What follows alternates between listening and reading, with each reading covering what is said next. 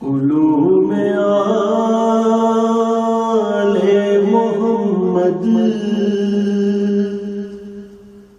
کا آسمان باقر۔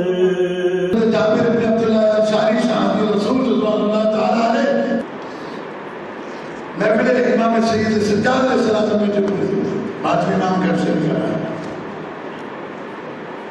پھر چوتھے امام نے ارشاد فرمایا جاؤ چچا جابر کو سلام کرو۔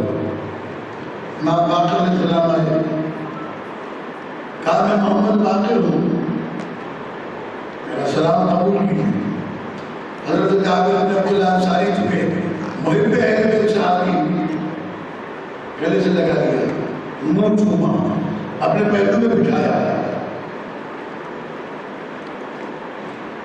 جناب جابر بن عبداللہ انصاری نے پوچھنا تھا کہ آپ کے حالات کیسے ہیں، آپ کی طبیعت کیسی ہے، آپ کی حالت کیسی ہے۔ اس سے پہلے امام باقر علیہ السلام نے فرمایا کہ چچا جابر مجھے میرے جد کا پیغام تک پہنچا دیے۔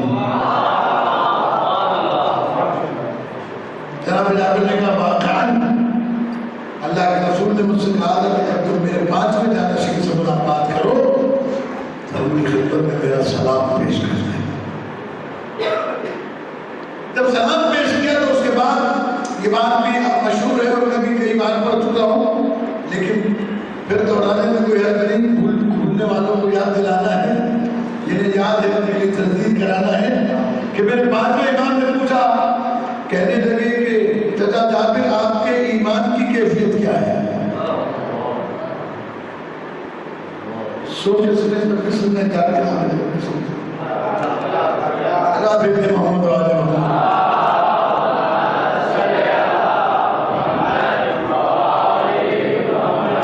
پانچویں امام نے پوچھا کہ ایمان کی کیفیت کیا ہے؟ جناب جابر بن عبداللہ انصاری فرماتے ہیں رضوان اللہ تعالیٰ علیہ کہ مولا میں جوانی پر بڑھاپے کو ترجیح دیتا ہوں، غربت کو دولت پر ترجیح دیتا ہوں، اور جوانی پر بڑھاپے کو، دولت پر غربت کو، اور مرض کو صحت پر ترجیح دیتا ہوں۔ کہنے لگے مولا نے کہا کہ کیوں؟ اس لیے کہ جتنا بڑھاپے میں خدا یاد آتا ہے اتنا جوانی میں یاد نہیں آتا، جتنا مرض میں خدا یاد آتا ہے اتنا صحت میں یاد نہیں آتا، اور جتنا انسان کو دولت میں غربت میں خدا یاد آتا ہے دولت میں نہیں آتا۔ تو عزیزان گرامی امام نے فرمایا کہ چلو جابر یہ میں کیا ہے؟ بتا رہے کہ میں آؤں، ہم نے فرمایا یہ آؤں کیا ہے، میں کیا ہے؟